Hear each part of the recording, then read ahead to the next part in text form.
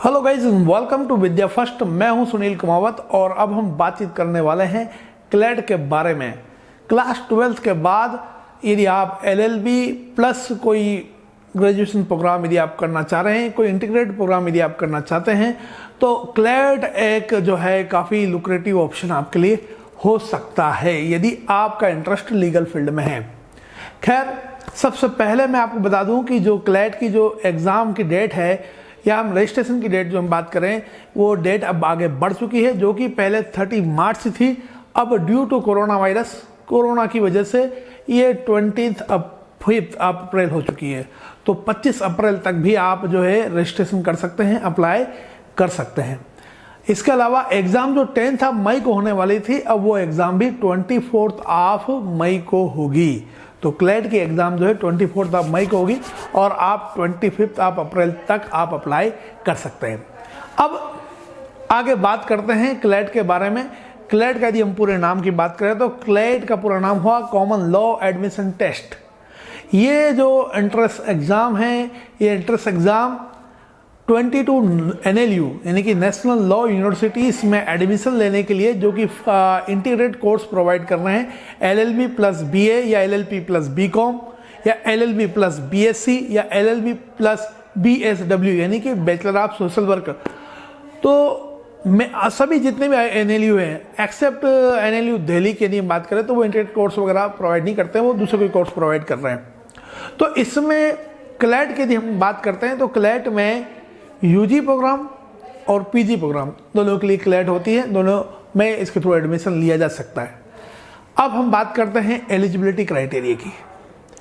Eligibility criteria की यदि हम बात करें तो इसमें कोई एज लिमिट नहीं है और 12th क्लास में आपको 45% मार्क्स चाहिए यदि आप जनरल कैटेगरी से बिलोंग कर रहे हैं।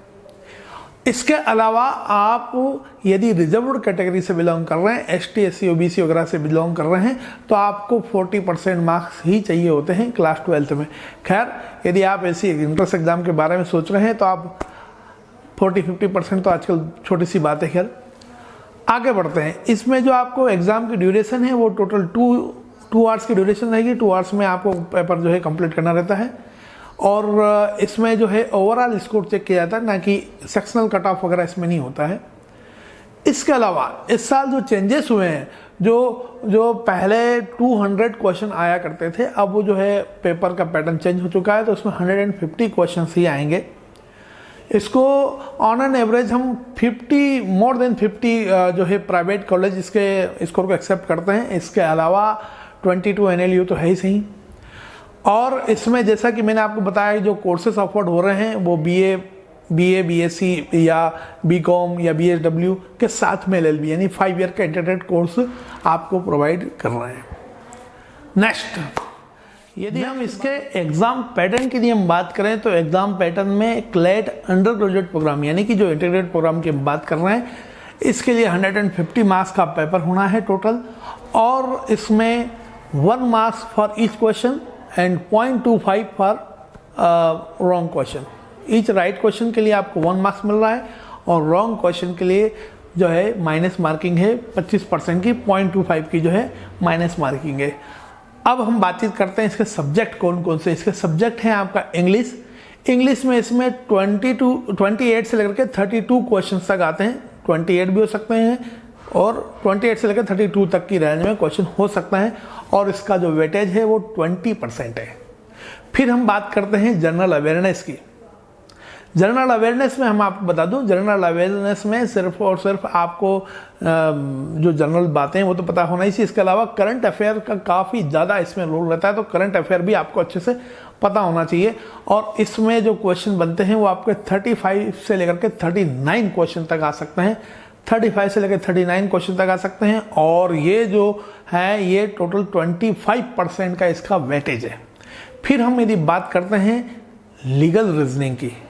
लीगल रीजनिंग इट मीन्स इसमें जो है रीजनिंग को तो आप अच्छे समझते होंगे, तो उसमें लीगल की बात आ गई। यानी कि यहाँ आपको कुछ केस स्टडी वगैरह दी कि ये सिचुएशन ऐसा हुआ वैसा हुआ, क्या गलत है क्या सही, जो भी कुछ है, तो आपको लीगल एस्पेक्ट से रीजनिंग को सोल्व करना रहेगा।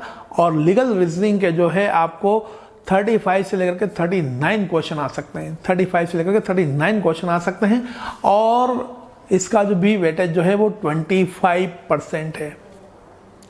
नेक्स्ट यदि हम बात करते हैं तो नेक्स्ट बात करते हैं लॉजिकल रीजनिंग की। लॉजिकल रीजनिंग जैसा बाकी कॉम्पिटिटिव एग्जाम में आता है, जैसे कि बैंक की एग्जाम में, एसएससी के एग्जाम में, बाकी जो केट की बात कर रहे हैं, बाकी एग्जाम में जिस तरीके से लॉजिकल रीजनिंग का पेपर होता है, इस तरीके से लॉजिकल रीजनिंग का सेक्शन इसमें भी रहेगा। और लॉजिकल रीजनिंग में आपको 28 से लेकर 32 क्वेश्चन आ सकते हैं, और इसका वेटेज भी 20% है। इसका वेटेज भी कितना है? 20% है। अब लास्ट में एक और पेपर रहेगा आपका, मतलब सेक्शन रहेगा, वो है क्वांटिटेटिव एप्टीट्यूड यानी कि मैथ्स। और ये जो क्वांटिटेटिव एप्टीट्यूड है, ये हम कहीं के on an average 10th class के लेवल का रहेगा। 10th क्लास के लेवल का यदि आप मैथ्स आपको बहुत अच्छे से आता है तो इसको आप कवर कर सकते हैं। इसका वेटेज बहुत ज़्यादा नहीं है, 10% इसका वेटेज है। हाँ, इसमें 13 से लेकर 17 तक जो है आपके क्वेश्चन इसमें आएंगे। अब एक बार ये तो आपको पता चल गया कि इसमें कितने सब्जेक्ट है। टोटल जो है 5 सब्जेक्ट हैं, English, general awareness, logical reasoning, legal reasoning और क्वांटिटेटिव एप्टीट्यूड। इन पांचों के लिए हमने पूरा एक स्टडी मटेरियल, एक स्टडी पैकेज रेडी किया हुआ है। यदि आप कोई बड़ी कोचिंग क्लास ज्वाइन करते हैं तो वहाँ पर भी आपको इसी टाइप का ही मटेरियल मिलेगा। इस टाइप का एज इट इज आपको लगभग वही मटेरियल मिलेगा। तो वो बेस्ट से बेस्ट क्वालिटी का जो स्टडी मटेरियल हो सकता है, वो स्टडी मटेरियल मैंने रेडी किया है। हमने काफ़ी टाइम से रेडी कर रखा है, और ये स्टडी मटेरियल आपको इस लिंक में, मतलब डिस्क्रिप्शन में दिया होगा, इसकी लिंक दी हुई है। आप जा के चाहें तो आप परचेस कर सकते हैं, या आप जा के एक बार देखें, आपको ठीक लगता है तो फिर आगे आपका डिसीजन रहेगा। नेक्स्ट अब हम बातचीत करते हैं कि ये जो 5 सब्जेक्ट है, इसमें मैंने कुछ स्टूडेंट से बातचीत की है। मेरे कुछ एक्स स्टूडेंट हैं जिन्होंने अच्छे नंबर से क्लेट क्वालिफाई की हैं। तो वो स्टूडेंट से मुझे बातचीत करने में पता चला है कि मेनली यदि आपको इसमें फोकस करना है, देखिए मैथ्स से तो इसका कोई बहुत ज़्यादा हाई लेवल का आना नहीं है, तो मैथ्स में आपको ज़्यादा फोकस करने की ज़रूरत नहीं है। इंग्लिश जो है, यदि आप ऑलरेडी इंग्लिश आपकी बहुत अच्छी है तो कोई वाली बात नहीं है। हाँ, इसमें जो मेन बात रही वो रही आपका रीजनिंग पावर जो है बहुत अच्छा होना चाहिए, और इसके साथ आपको लीगल जो एस्पेक्ट है वो बहुत स्ट्रांग होना चाहिए। इसमें in fact it means legal awareness के बारे में बड़ी बड़ी चीज़ें आपको बिल्कुल पता होना चाहिए। तो 2 चीज़ें इसमें अपने को ज़्यादा जिसको आपको ज़्यादा फोकस करना पड़ेगा, जहाँ पर मैक्सिमम लोगों के नंबर कम हो जाते हैं, तो वो 2 जो एरिया हैं वो है, एक तो आपका लीगल अवेयरनेस और दूसरा है आपका करंट अफेयर्स। देखिए, यदि आप लीगल अवेयरनेस में अच्छा स्कोर नहीं कर पाए तो इससे एक ये बात रिप्रेजेंट होगी कि आप या तो इंटरेस्टेड नहीं हैं, या इंटरेस्टेड हैं भी तो उसके काबिल नहीं हैं। क्योंकि जब आप एंट्रेंस एग्जाम में ही आप अच्छे से परफॉर्म नहीं कर पा रहे तो आगे जा के फिर आप ऐसी फील्ड में जाना ही क्यों जहाँ पर आपके लिए परेशानियाँ खड़ी हो जाए, जो आपको फिर बाद में आपको वो फील्ड आपको पसंद ना आए। तो आपको लीगल अवेयरनेस की तरफ जो है, लीगल अवेयरनेस का जो सब्जेक्ट है इसमें, उसको आपको सबसे ज़्यादा इंपॉर्टेंस देना है। और यदि वो आप अच्छे से कर पाए तो आप अच्छा स्कोर कर पाएंगे, और फिर यदि आप तो आपका स्वागत है NLU में।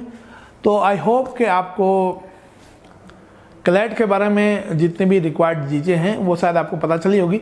यदि आपको ये वीडियो अच्छा लगा हो तो आप कमेंट में ज़रूर लिखें, और बुरा लगा हो तो भी लिख दें। फिर मिलते रहेंगे, तब तक के लिए अलविदा। Have a great day. Thank you very much.